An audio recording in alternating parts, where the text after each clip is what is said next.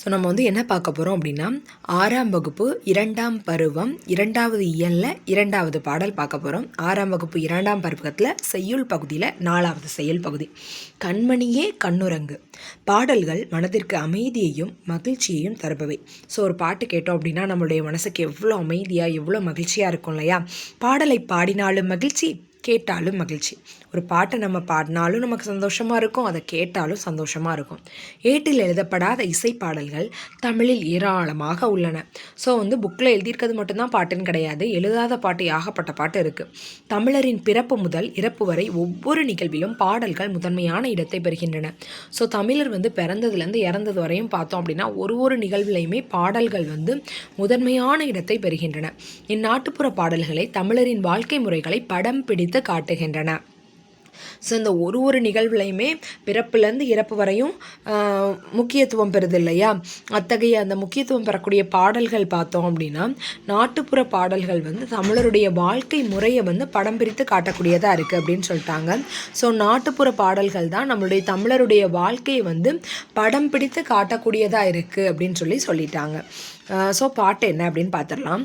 ஆராரோ ஆரிராரோ ஆராரோ ஆரிராரோ, நந்தவனம் கண் திறந்து நற்றமிழ் பூ எடுத்து பண்ணோடு பாட்டிசைத்து பார்ப்போற்ற வந்தாயோ, தந்தத்திலே தொட்டில் கட்டி தங்கத்திலே பூ இழைத்து செல்லமாய் வந்துதித்த சேரநாட்டு முத்தேனோ, வாழை இலை பரப்பி வந்தாரை கையமர்த்தி சுவையான விருந்து வைக்கும் சோழ நாட்டு முக்கணியோ, குளிக்க குளம் வெட்டி குளம் வாழ அணை கட்டி பசியை போக்க வந்த பாண்டிய நாட்டு முத்தமிழோ, கண்ணே கண்மணியே கண்ணுரங்கு கண்ணுரங்கு.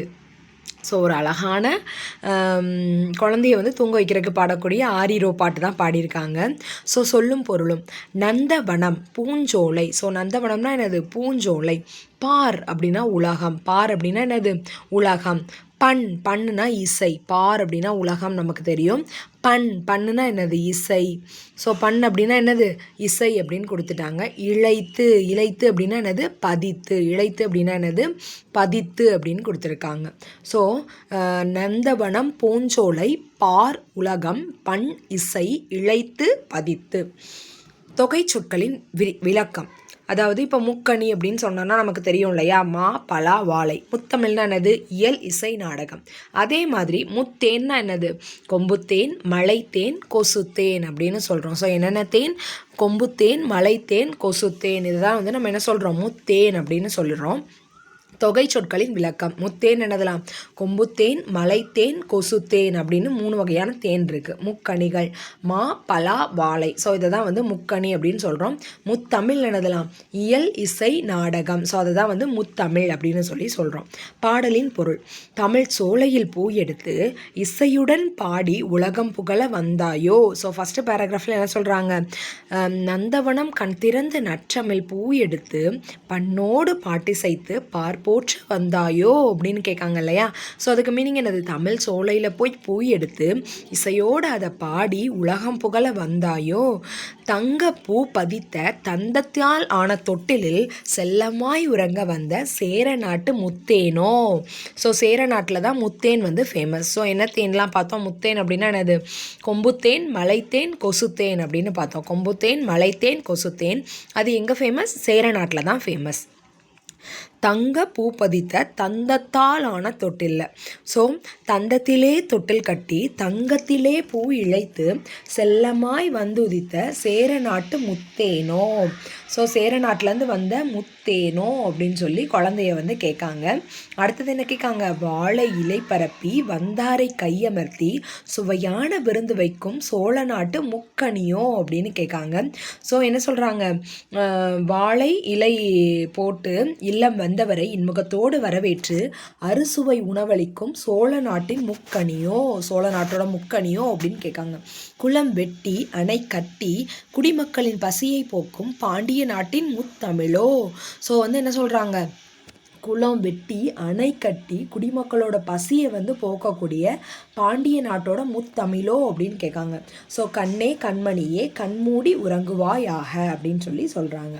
ஸோ அணை ஃபஸ்ட்டு கட்டிட்டு குடிமக்களோட பசியை போக்கணும் அப்படிங்கிறக்காண்டி பாண்டிய நாட்டில் வந்து அதாவது என்ன சொல்லியிருக்காங்க, இல்லம் தேடி வந்தவரை இன்முகத்தோடு வரவேற்று அறுசுவை உணவளிக்கும் சோழ நாட்டின் முக்கணியோ. ஸோ முக்கணி எங்கே ஃபேமஸ்? சோழ நாட்டில் தான் ஃபேமஸ். மா பழா வாழை அப்படிங்கிற முக்கணிகள் வந்து சோழ நாட்டில் வந்து ஃபேமஸ் அப்படின்னு சொல்லிட்டாங்க. ஸோ முத்தேன் வந்து எங்கே ஃபேமஸ்? முத்தேன் வந்து சேரநாடு, முக்கணி வந்து சோழ நாடு. முத்தமிழ் வந்து எங்கே ஃபேமஸ்? இயல் இசை நாடகம் பாண்டிய நாடு. அதை தான் என்ன சொல்லியிருக்காங்க, குளம் வெட்டி அணை கட்டி குடிமக்களின் பசியை போக்கும் பாண்டிய நாட்டின் முத்தமிழோ கண்ணே மணியே கண்மணியே கண்மூடி கண்ணுறங்குவாயாக அப்படின்னு சொல்லி சொல்லிட்டாங்க. ஸோ இதில் வந்து என்ன 3 நாட்டையுமே அழகாக சொல்லி அந்த குழந்தைய வந்து வருணித்து தூங்க வைக்காங்க. ஸோ வந்து நீ என்ன பண்ணியிருக்க, முதல்ல தமிழ்லேருந்து பூவாக எடுத்து அதை வந்து பண்ணோடு பாட்டு சேர்த்து பாட வந்திருக்க அப்படின்னு சொல்லி வரவேற்கிறாங்க. அப்புறம் தந்தத்தில் தொட்டில் கட்டி, தந்தம்னாலே கேரளாவில் தான் ஃபேமஸ் இல்லையா? கேரளா வந்து இந்த நாடு சேர நாடு. ஸோ தங்கத்திலே பூ இழைத்து செல்லம்மாய் வந்து தித்த சேர நாட்டு முத்தேனோ. ஸோ முத்தேன் என்னது? கொம்புத்தேன் மலைத்தேன் கொசுத்தேன் அப்படிங்கிறது எங்கே ஃபேமஸ்? சேர நாட்டில் ஃபேமஸ். ஸோ அப்படிப்பட்ட முத்தேனாக வந்திருக்கியே அப்படின்னு சொல்லி குழந்தைய சொல்கிறாங்க. அப்புறம் வாழை இலை பரப்பி வந்தாரை கையமர்த்தி சுவையான விருந்து வைக்கும் சோழ நாட்டு முக்கணியோ. ஸோ வாழை இலை போட்டு வந்தவங்கள சாப்பாடு உட்கார வச்சு சாப்பாடு கொடுத்து அவங்களுக்கு வந்து சுவையான விருந்து வைக்கக்கூடிய சோழ நாட்டோட முக்கணிகள் நீதானா அப்படின்னு சொல்லி கேட்காங்க. முக்கணிகள் என்னதுலாம்? மா பழா வாழை. குளிக்க குளம் வெட்டி குளம்பால அணை கட்டி பசியை போக்க வந்த பாண்டிய நாட்டு முத்தமிழோ. பாண்டிய நாட்டில் என்ன சிறப்பு? முத்தமிழ் சிறப்பு. இயல் இசை நாடகம். சங்கம் வளர்த்து தமிழ் வளர்த்தவன் யாரு? பாண்டியன். ஸோ குளிக்கிறதுக்கு குளம் வெட்டிட்டு குளம் வாழணும்னு சொல்லி அணை கட்டிட்டு பசியை போக்குறது பாண்டிய நாட்டோட சிறப்பு.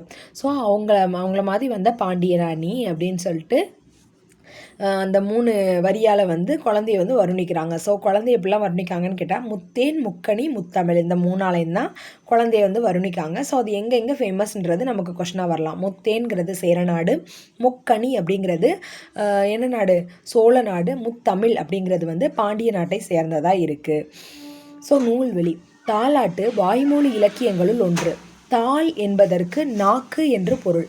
நாவை அசைத்து பாடுவதால் தாளாட்டு, தாள் கூட்டல் ஆட்டு என்று பெயர் பெற்றது. குழந்தையின் அழுகையை நிறுத்தி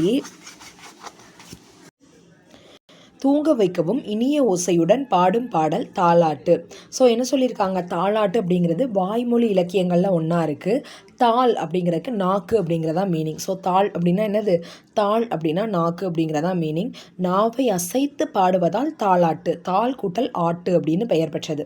குழந்தையின் அழுகையை நிறுத்தவும் தூங்க வைக்கவும் இனிய ஓசையோடு நம்ம வந்து பாடல் பாடுறோம். ஸோ குழந்தையோட அழுகையை வந்து நிப்பாட்டணும், ப்ளஸ் வந்து தூங்க வைக்கணும். தூங்க வைக்கிறக்காண்டி இனிய ஓசையோட பாடுற பாடல் தான் என்னது? தாலாட்டு அப்படின்னு சொல்கிறோம். தாலாட்டு வாய்மொழி இலக்கியங்களில் ஒன்று தான் தாலாட்டு. தாள் அப்படிங்கிறதுக்கு நாக்கு அப்படிங்கிறதா மீனிங். ஸோ நாவை அசைத்து பாடுவதால தான் தாளாட்டு அப்படிங்கிற மீனிங் வந்துச்சு. தாள் கூட்டலாட்டு தாளாட்டு. குழந்தையின் அழுகையை வந்து நிப்பாட்டணும், ப்ளஸ் குழந்தையை வந்து தூங்க வைக்கணும். அதுக்காண்டி இனிய ஓசையோட பாடக்கூடிய பாடல் தான் என்னது? தாளாட்டு அப்படின்னு சொல்லி சொல்கிறாங்க. ஸோ இதில் வந்து உங்கள் பகுதியில் பாடப்படும் தாலாட்டு பாடல் ஒன்றை அறிந்து எழுதுக. பேசப்படும் பழமொழிகளை தொகுத்து எழுதுக. பாட்டிசைத்து எப்படி பிரித்து எழுதணும்? பாட்டு கூட்டல் இசைத்து, பாட்டு கூட்டல் இசைத்து அப்படிங்கிறது தான் பாட்டிசைத்து. கண்ணுறங்கு, கண் கூட்டல் உறங்கு, கண் கூட்டல் உறங்கு அப்படிங்கிறதா கண்ணுறங்கு. வாழை கூட்டல் இலை, வாழை இலை, வாழை இலை. கை கூட்டல் அமர்த்தி, கை அமர்த்தி, கை கூட்டல் அமர்த்தி, கை அமர்த்தி அப்படின்னு சொல்கிறோம். உதித்த என்ற சொல்லுக்குரிய எதிர்ச்சொல். உதித்த அப்படிங்கிறதுக்கு எதிர்ச்சொல் என்னது? உதித்த அப்படின்னா உதித்து வருது. ஸோ அதுக்கு வந்து மறைந்த அப்படிங்கிறது தான் எதிர்ச்சொல்லாக இருக்கும். ஸோ எக்ஸாம்லையுமே எதிர்ச்சொல் அப்படின்னு கேட்டிருக்காங்கன்னா கொஸ்டினை 1க்கு 2 டைம் நல்லா வாசிச்சுட்டு, உதிக்கிறதுனா மேலே எழுந்து வர்றது இல்லையா? ஸோ தோன்றியங்கிறது அதோட மீனிங். ஸோ அதுக்கு ஆப்போசிட் என்னது? மறைந்தங்கிறது தான் அதோட ஆப்போசிட். ஸோ அது ரொம்ப இம்பார்ட்டன்ட். அதை நல்லா ரீட் பண்ணிவிட்டு நீங்கள் வந்து ஆன்சர் பண்ணணும். ஸோ அவ்வளோதான், வேறு எதுவுமே கேட்கல. ஸோ பாடல்கள் வந்து மனசுக்கு அமைதியும் மகிழ்ச்சியும் தரக்கூடியதாக இருக்குது. தமிழில் நிறையா பாட்டு இருக்குது. பிறப்புலேருந்து இறப்பு வரை ஒரு நிகழ்வையுமே பாட்டு வந்து ரொம்ப இம்பார்ட்டன்ட் பெறுது. ஸோ நாட்டுப்புற பாடல்கள் வந்து தமிழருடைய வாழ்க்கை முறைகளை படம் பிடித்து காட்டக்கூடியதாக இருக்குது அப்படின்னு சொல்லிட்டாங்க.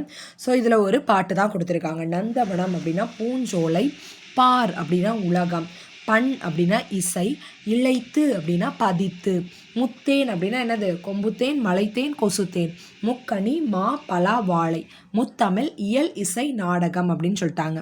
ஸோ தமிழ் சோலையில் பூ எடுத்து இசையோட பாடி உலகம் புகழ வந்திருக்கியே குழந்தையே, நீ வந்து தங்க பூ பதித்து தந்தத்தால் ஆன தொட்டிலில் செல்லமாக உறங்க வந்த சேர நாட்டோட முத்தேனோ. ஸோ தேன் எங்கே ஃபேமஸ்? கொம்புத்தேன், மலைத்தேன், கொசுத்தேன், சேர நாடு. அடுத்தது, இல்லம் தேடி வந்தாரை இன்முகத்தோடு வரவேற்று அறுசுவை உணவளிக்கும் சோழ நாட்டின் முக்கணியோ. ஸோ எங்கே ஃபேமஸ்?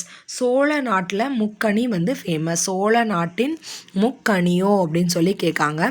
ஸோ சோழ நாட்டின் முக்கணியோ.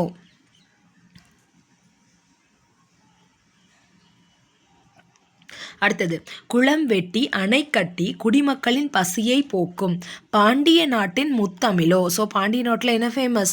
முத்தமிழ் வந்து ஃபேமஸாக இருக்குது. ஸோ கண்ணே கண்மணியே கண்மூடி உறங்குவாயாக அப்படின்னு சொல்லியிருக்காங்க. தாலாட்டு அப்படின்னா என்னது? வாய்மொழி இலக்கியங்களில் ஒன்று. தாள் அப்படின்னா நாக்கு அப்படிங்கிற பொருள். நாவை அசைத்து பாடுவதால் தாலாட்டு. தாள் கூட்டல் ஆட்டு அப்படின்னு பெயர் பெற்றது. குழந்தையின் அழுகையை வந்து நிறுத்தணும் அப்படிங்கிற காண்டையும், குழந்தைய வந்து தூங்க வைக்கணும் அப்படிங்கிற காண்டியும் இனிய ஓசையோட நம்ம வந்து இந்த தாலாட்டு பாட்டை வந்து பாடிட்டுருக்கோம் அப்படின்னு தான் சொல்லியிருக்காங்க. ஸோ இதில் வந்து ஆசிரியர் நேம் எதுவுமே கொடுக்கல. ஸோ தாலாட்டு வாய்மொழி இலக்கியங்களில் ஒன்று. தாள் அப்படின்னா நாக்குன்ற பொருள். தாள் கூட்டலாக்கு, நாவை அசைத்து பாடுவதால் தாலாட்டு அப்படின்னு பெயர் வச்சாங்க. இது எதுக்கு பாடுறோம்? குழந்தையோட அழுகையை நிப்பாட்டவும் தூங்க வைக்கிறக்கும் இனிய ஓசையோட நம்ம வந்து பாட்டு பாடுறோம் அப்படின்னு சொல்லி கொடுத்துட்டாங்க. ஸோ பாட்டிசைத்து, பாட்டு கூட்டல் இசைத்து, கண்ணுறங்கு, கண் கூட்டல் உறங்கு, வாழை இலை, வாழை இலை. ஸோ வாழை கூட்டல் இலை, வாழை இலை, கை கூட்டல் அமர்த்தி, கை அமர்த்தி, உதித்த அப்படிங்கிற சொல்லுக்குரிய எதிர்ச்சொல் என்னது? மறைந்த. ஸோ அதோடு இந்த பாடல் முடியுது. தேங்க்யூ.